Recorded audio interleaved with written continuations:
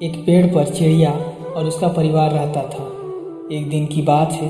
चुनचुनी चिड़िया अपने भाई से कहती है, भैया आज तो माँ और पापा आने वाले हैं, तुम जाओ और नहा धो करके तैयार हो जाओ। चुनचुनी चिड़िया का भाई, जी दीदी मैं अभी जाता हूँ, ऐसा कहकर वो चला जाता है।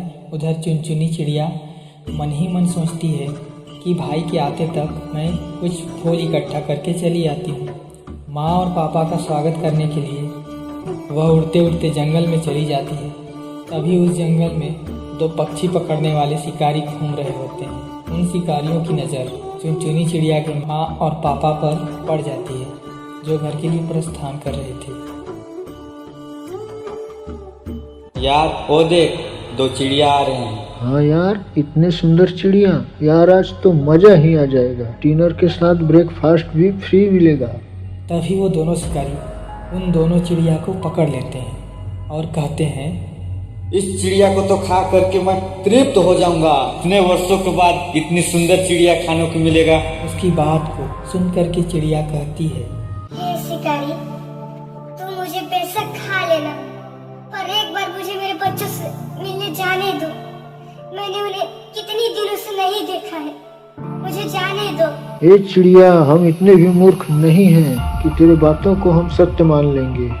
तू यहाँ से भाग गई तो नहीं, हम तुम्हारी बात पर यकीन कैसे करें। मेरी जुबान इंसान की जुबान नहीं है जो कि पलट जाएगी। ए शिकारियों, तुम्हारा भी तो परिवार होगा ना, और परिवार से दूर होना कितना हृदय को दर्द देता है।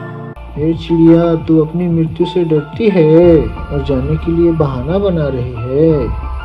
डरते तो कायर है शिकारी, मृत्यु तो हर किसी की होना निश्चित है, तो इसमें डर कैसा। मैं तुम जैसा इंसान नहीं हूँ जो कि अपनी मृत्यु को देख के छिप जाऊं। बहुत हो गया तेरा बकबक चिड़िया, अब तेरी मृत्यु निश्चित है।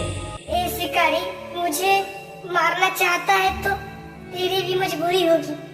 मैं मर रही हूँ अपने बच्चों को देखे बिना, ये मेरा दुर्भाग्य है। उसके बाद वो शिकारी चिड़िया को मार देते हैं। चिड़िया के मरने के बाद शिकारी कहता है, मुझे माफ कर दो चिड़िया, मैं वचन दे चुका था अपने परिवार को कि आज उन्हें चिड़िया का मांस खिलाऊंगा, लेकिन आज के बाद मैं वादा करता हूँ कि किसी और चिड़िया का जान नहीं लूंगा और तुम्हारे बच्चों का ध्यान रखूंगा। लेकिन यार, हमने तो इधर आते हुए दो चिड़िया देखे थे और आई एक चिड़िया, दूसरा चिड़िया कहाँ गया? यही सवाल शायद आप लोगों के मन पर भी होगा कि दूसरा चिड़िया गया कहाँ। दूसरा चिड़िया पहुंच गया अपने घर। देखिए आगे। पापा पापा, आपका स्वागत है। तुम्हारी माँ अभी तक घर नहीं पहुँची? नहीं पापा, आप दोनों तो साथ में आने वाले थे। हाँ, हम दोनों साथ में ही आ रहे थे, लेकिन जैसे ही हम दोनों जगह में पहुँचे, तुम्हारी माँ तुम दोनों के लिए फल इकट्ठा करने के लिए जंगल में चली गई और उसने कहा, तुम जाओ मैं आती हूँ।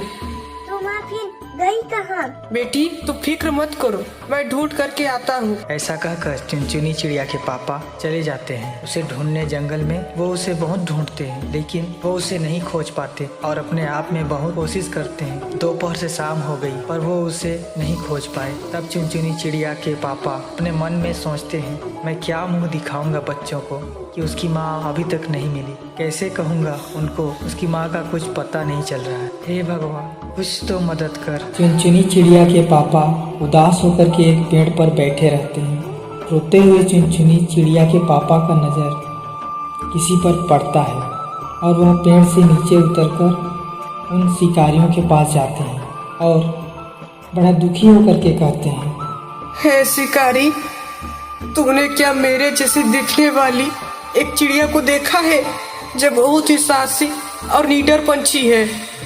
तुम्हारा नाम क्या है चिड़िया?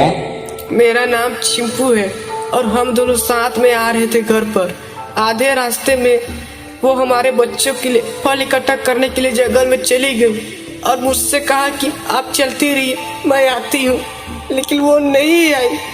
घर पर मेरे बच्चे अपनी माँ को ढूंढ रहे हैं, उसे देखने के लिए तड़प रहे हैं। शिकारी, अगर तुमने उसे देखा होगा तो मुझे बता दो कहाँ गई है वो। मुझे माफ कर दो चिंपू, मैंने ही तुम्हारी पत्नी की हत्या की है। हत्या? लेकिन क्यों? मैंने अपने परिवार से वादा किया था कि आज उन्हें चिड़िया का मांस खिलाऊंगा, और मैंने अपने वचन के लिए उसकी हत्या कर दी। उसे मारना मेरी मजबूरी थी, मजबूरी। अरे पापी, हत्या को मजबूरी बताता है? किसी का वचन किसी की प्राण लेने से ज्यादा जरूरी नहीं हो सकती। अरे तुझे थोड़ा भी दया नहीं आई उस बेचारी पर, जिसने हमेशा तुम जैसे इंसानों के बारे में अच्छा सोचा और बदले में तुमने उसकी जान ले ली। मैं क्या जवाब दूंगा अपने बच्चों को?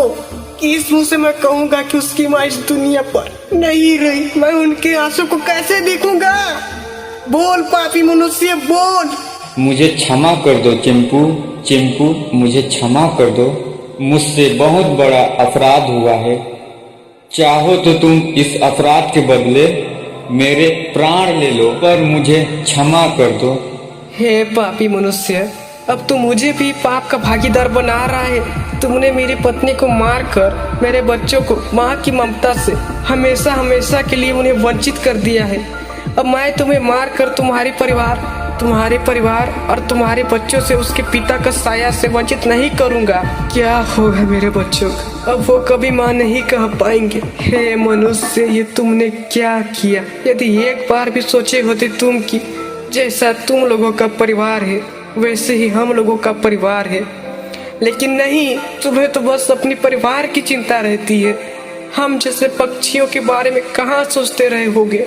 चिंपू, मैं तुम्हें वचन देता हूँ कि आज के बाद कभी भी किसी जीव की हत्या नहीं करूँगा। मुझे समझ में आ गया, हर एक जीव का परिवार रहता है, चाहे वो इंसान हो या पशु पक्षी या जल में रहने वाले जीव। मैं तुम्हारे बच्चों का ध्यान रखूंगा, बस तुम अपने आप को अकेला मत समझना, क्योंकि आज से तुम मेरे मित्र हो।